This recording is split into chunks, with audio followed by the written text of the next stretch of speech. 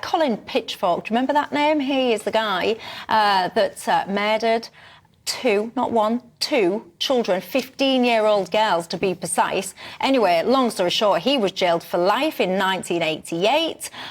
He went on, he raped these two children as well before he murdered them. He's been released from prison once before and got recalled, I should add.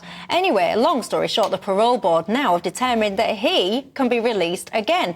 Now, Kevin Craig, it makes me feel sick, not least because when you look at why they reached the decision and some of the the details around it, they say it's deemed that this guy is no longer, keeping him in prison is no longer necessary for the protection of the public. Well, first and foremost, I think actually the parole board have got a lot to learn because they've let out a lot of people actually that have got on to absolutely harm members of the public. But secondly to that, if you murder a child, you're not just in prison to protect the public, you're in prison for punishment. I don't think you should ever see the light of day, and you'll probably disagree with my next little bit, but I would actually look at reintroducing the death penalty for child killers when it's beyond doubt that that's what you've done. What do you make to it all? Well, I do think that the parole board is getting it wrong, and I don't think enough account is taken of the rights of victims and their families. And I always think in any form of public life that decisions should be, people should take them, and they should actually try and put themselves in the shoes of those affected. And I think that there have been, as you say, a number of examples of people being let out. There was the murder of a young teacher, I think, in East London recently by a guy who should not have been released.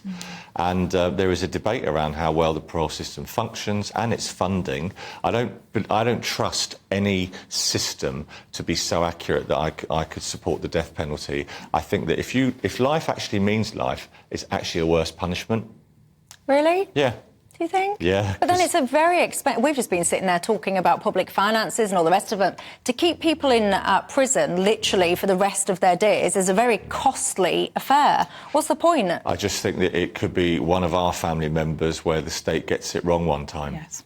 Yeah, I do agree with you, Kevin. I'm afraid I've always been opposed to the death penalty. I can't ever see myself changing my mind. For me, it was the case of Stefan Kishko, who was accused of rape. He was a young guy with severe learning difficulties. He couldn't possibly have committed that crime, couldn't possibly have done it. DNA evidence later proved him innocent, but he could well have been hung had he been convicted a few years earlier, and he died shortly after his release. Terribly, terribly sad story. It's never beyond doubt, unfortunately. But and I think, yes, actually, it's costly. Yes, there might be cases. I can give... Do you remember that guy? The two guys, actually, that hacked Lee Rigby to death, for example. There's no one that will ever convince me, maybe there's a bit of doubt that he did it. You'd have made martyrs of those two had they faced the death penalty. So you're not going to change my mind on this one, I'm afraid.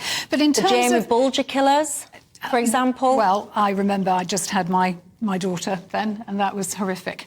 Watching that, but they were young kids. You know, again, it's very expensive, but society sometimes throws up these dreadful people for whatever reason because something's gone horribly wrong in family circumstances, in education, whatever.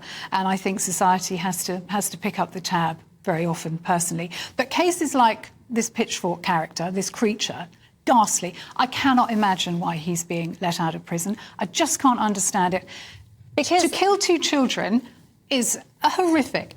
There is no way he should be let out. Any double murderer, frankly, I can't see why they should ever be let out of jail. You can never be sure that they're not pulling the wool over the parole board's eyes, over the chaplain's eyes, over the prison officer's eyes. These are devious, nasty, manipulative people. You can't trust them. They should be locked up forever. And when I read it as well, so you read some of the details of this, it's kind of like, oh, he's successfully completed a load of courses. If I was the parent of one of these children, I would feel so sick to sit there and think, so let me get this straight. This fella, well, I've been living a life sentence of my own, because you will never get over that. If someone's done that to your child, you never get over that. So I've been living this horrific life sentence of my own, and whilst I've been doing that, my whole family absolutely decimated. He has been sitting there studying this, that and the other, enriching his life.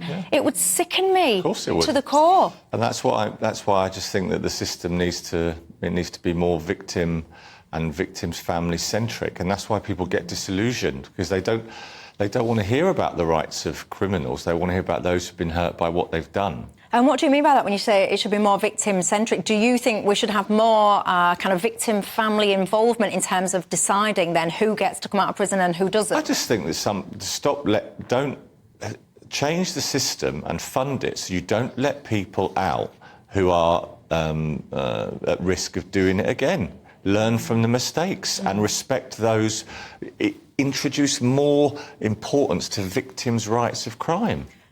Listen to this, everyone. More than 4 in 10 offenders that have been freed from jail or handed community sentences and who went on to commit serious crimes have been assessed by probation officers as only being of, I quote, medium risk of causing serious harm.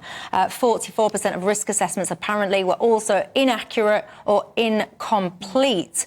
I mean, there's certain things in life that you can kind of get away with making a little bit of a mistake on.